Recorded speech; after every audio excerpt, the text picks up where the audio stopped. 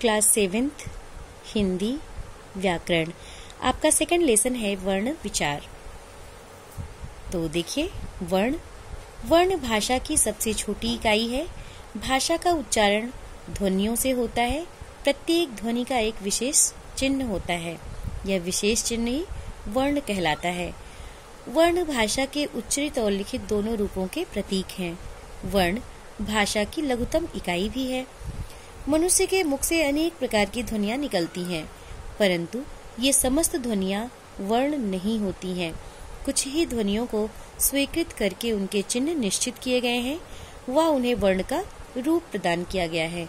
तो हम कह सकते हैं वर्ण ध्वनि के वे स्रोत हैं जिनके और खंड नहीं किए जा सकते हैं।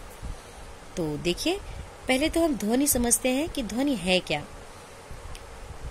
कानों को सुनाई देने वाली आवाज को हम ध्वनि कहते हैं।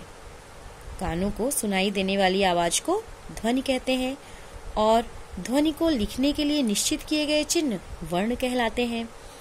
तो देखिए, वर्ण भाषा की सबसे छोटी इकाई है। बता रहे हैं कि वर्ण भाषा की सबसे छोटी इकाई है। सबसे पहले क्या आता है? भाषा में वर्ण ही आता है। तो वर्णों से ही शब्द बनते हैं और शब्दों से ही वाक्य बनते हैं। भाषा का उच्चारण ध्वनियों से होता है। भाषा का उच्चारण किससे होता है? ध्वनियों से ही होता है और प्रत्येक ध्वनि का एक विशेष चिन्ह होता है।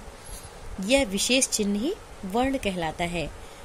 वर्ण भाषा के उच्चरित और लिखित दोनों रूपों के प्रतीक हैं। बता रहे हैं कि वर्ण भाषा के उच्चरित मीन्स होता है बोलने के लिए, और लिखित लिखने में।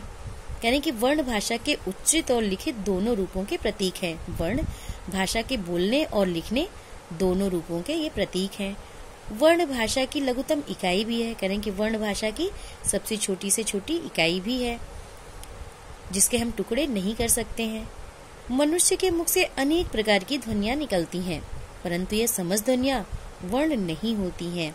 बता रहे कि मनुष्य के मुख से तो अनेक प्रकार की ध्वनियां निकलती रहती हैं, आवाजें निकलती रहती हैं। इसका मतलब ये नहीं कि हर ध्वनि को हम वर्ण कहेंगे, ऐसा नहीं है।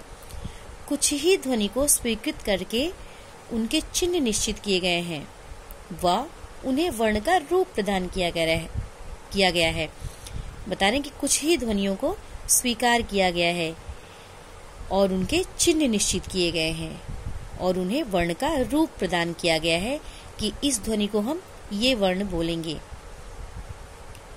वर्ण मुख से बोली जाने वाली ध्वनियों के प्रतिनिधि हैं।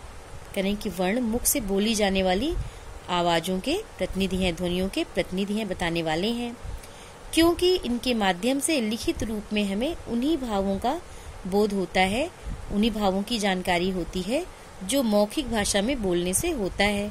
वर्णों के टुकड़े नहीं किए जा सकते हैं। बता रहे हैं कि जैसा हम बोलते हैं वैसा ही हम लिखते भी हैं। और इसमें एक देखिए उदाहरण भी दिए हैं कि शब्दों का निर्माण वर्णों से होता है। ये देखिए एक उदाहरण भी दिए हैं। आ धन मा धन आ बराबर आम।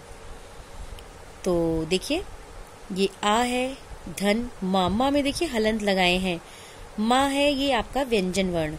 व्यंजन वर्णों को हम हमेशा स्वर वर्णों की सहायता से बोलते हैं, और जब हम व्यंजन वर्ण में जब ये हलंत लगा देते हैं तो ये आधा हो जाता है और इसमें से स्वर वर्ण अलग हो जाता है। तो ये देखिए ये हो गया आ धन म धन आ बराबर आम। तो यहाँ वर्णों की सहायता से ही आम शब्द बनाया गया है। तो ये था आपका वर्ण। तो इसमें आप देखें कि वर्ण है क्या। और अब हम देखते हैं वर्णमाला। हिंदी भाषा के लेखन के लिए जो चिन्ह प्रयुक्त होते हैं उनके समूह को वर्णमाला कहते हैं। तो हिंदी की वर्णमाला में कुल 48 वर्ण हैं। तो वर्णों के समूह को हम वर्णमाला कहते हैं। तो आज बस इतना ही, आगे कल। आज आपका होमवर्क है, जो भी अभी मैं आपको पढ़ाई, आप इसको अच्छे से फिर से पढ़ेंगे। Thank you.